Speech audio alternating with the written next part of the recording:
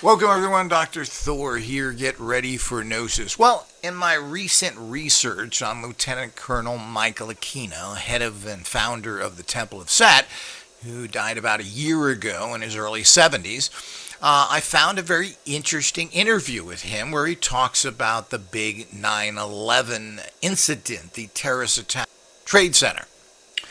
Very interesting is that here is a person who doesn't talk much about secret information, yet came out very strongly stating exactly what happened there. Well, this is very interesting for a high-level military intelligence person who is under gag orders and under control in general. Now, what does this mean? And you got to be careful not to take things straight forward from these disinformation agents. And he certainly is one. He's got two axes to grind. He's a well-known Satanist, and he's a well-known military intelligence officer into God knows what. Now, it's quite fascinating that he came out and said bluntly that the 9/11 incident was staged by the CIA, MI5, the British intelligence agency, and Mossad, the Israel. And this was done to get everybody against the Arabs to protect the state of Israel. Now, this is a certain line that comes out that we hear a lot, and the whole issue of Jews and their influence and what they're doing in the world is quite fascinating. But I do some lectures on that because it is an interesting topic. I mean, there is only 17 million Jews in the world out of 8 billion people. I mean, they're, as a religion of people, they are basically a dot in the world, and even as a population. Yet they do have an awful lot of influence. They're involved in every major educational and influential position there is because they're highly trained. They're very technical people because in their religion they train since an early age. So when you train all this stuff and you develop school skills when you're 5 and 6, you excel in difficult areas like doctors and law, etc. But we'll go into that another thing. But this is his reality, that there were no planes. The planes were nothing more than CGI. And, of course, they look like that to me and always have. There tend to be very little wreckage found from these planes. Particularly, there were no wreckage found at the Pentagon and wherever that was that they made up that fake story about crashing the plane to fight the terrorists. What a comic book story. But here they show you a big giant hole and they don't show you any debris. I mean, how bad can it get? The same thing with the Pentagon. There were no plane parts found there. That was definitely somebody shot a missile at that, and was another thing. And conveniently, there's always very small amount of casualties in this whole thing, which seems to me the opposite of what you'd want to do if you were a terrorist. You'd want to kill a lot of people everywhere. So he came out and said that that's what this was all about. This was nothing more than a staged event to do that they found huge amounts of pounds and pounds, so he said, of thermite. Thermite is what you use to burn through steel. And of course, we've got all these buildings falling down that weren't hit by planes. The command center, Building 7 of New York City, that was blown up. We have records of that. And how would that be affected? How did that fall to the ground? So we had all these buildings, and it's so blatantly obvious of what they did here. And there's a lot of other theories as well. There are people that used apparently beam weapons. They may have tried that out to see how they work, laser beam type weapons, because there's a lot of melting in other areas. I think there was he claims that you don't need to do that when you just blow up stuff. But, that's his kind of simplistic mind, Aquino.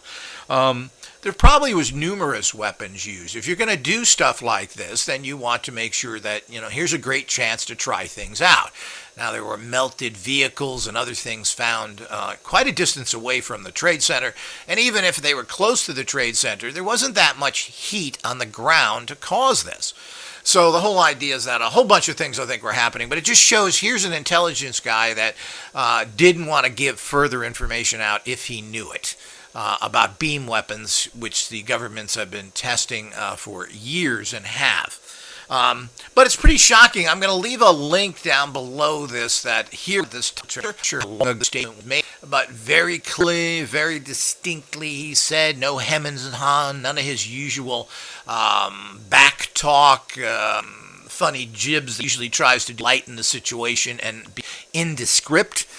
He specifically said this was a CIA, MI5, Mossad operation, and that they did all this stuff. But you got to remember, they're all connected with a whole, if that did happen, there's a whole bunch of people in government. So they're not done early. These are giant, and thousands of people know about these things. But for him to come out and say this, but the problem is this. This is a typical anti-Jewish state. We hear from a lot of people. It's true, is it not true?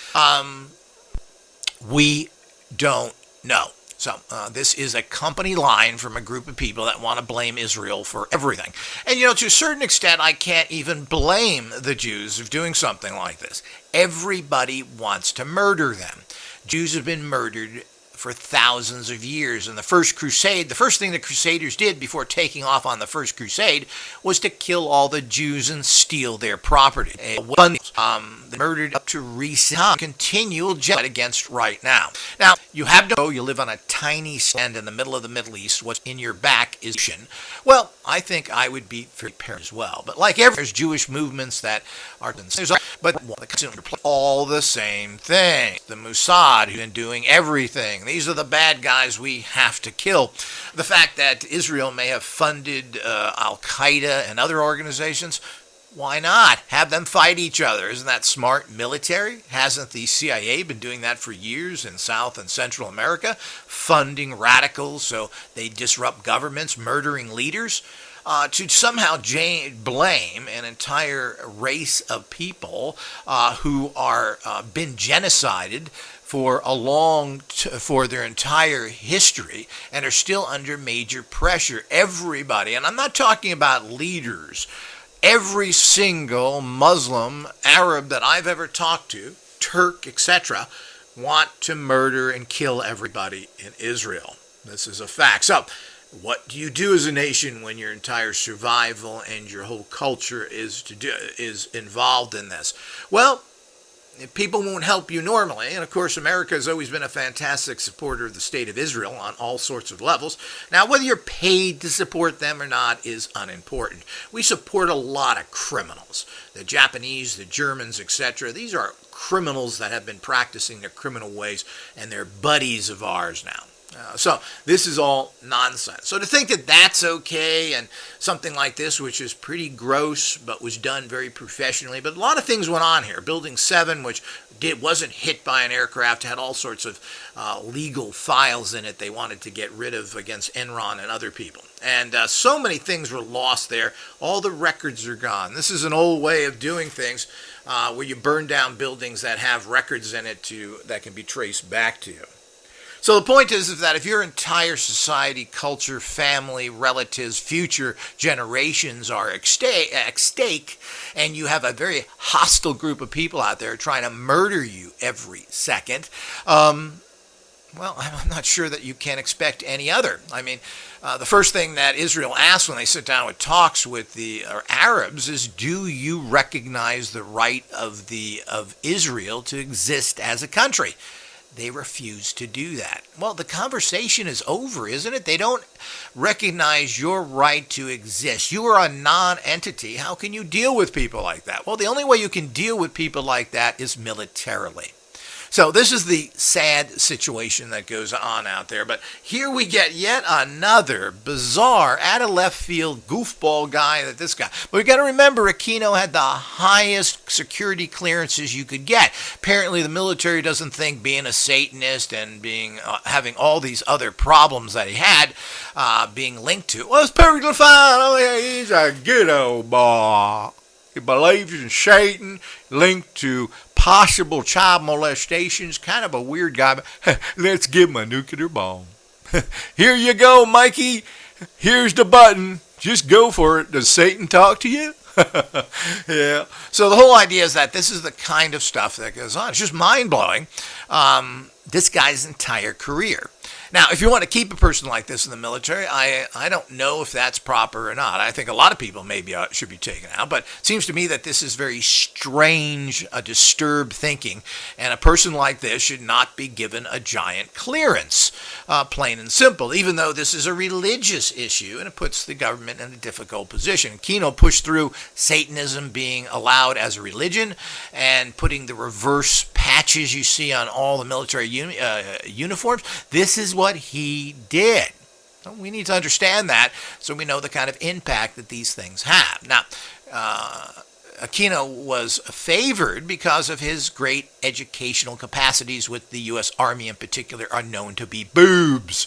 So he was able to move up the ranks, but you have to really wonder. But here we get a very typical company line here, that this, of course, is the big baddie Jews. Are doing all this. And, of course, it's interesting that we'd come out, but it just shows you how safe that kind of talk is. But, this is a disinformation talk. This is a group of people that say this all the time to blame the Jews for one reason or another. As I said, if this is something to involve them in it, I can't really blame them when this is a culture who's been persecuted for thousands of years, pushed into situations where it makes them even worse. People wouldn't hire them, they wouldn't do this, they had to start their own businesses, etc. So they were able to be very smart and good businessmen, make a lot of money, which got them even further hated. Now, the point is I have no illusion. I've dealt with a lot of Jews. I like Jews. I have great sympathy for them, and I'm a big supporter of the state of Israel, to the point that I've looked into becoming a Jew because of a support for them against these horrible Islamic hordes that are coming to take the world. So the bottom line is that I certainly can't necessarily blame people when they are totally incomplete. But on the other hand, I haven't found any great quality. They're humans. I've dealt with a lot of Jewish doctors, Jewish lawyers. They certainly weren't at a higher level of operating. Medicine and law is one of the most corrupt areas out there, and they certainly are heavily in all these areas. They're also heavily in the bogus science we're in. So they're like everybody else out there to a degree. Certainly are very influential for their numbers, but that's because they're highly educated and seem to excel at things, like Einstein and other things that are held up there, and so many scientists of today. I mean, one of the problems we have in this world is this very arcane thinking that this world runs by.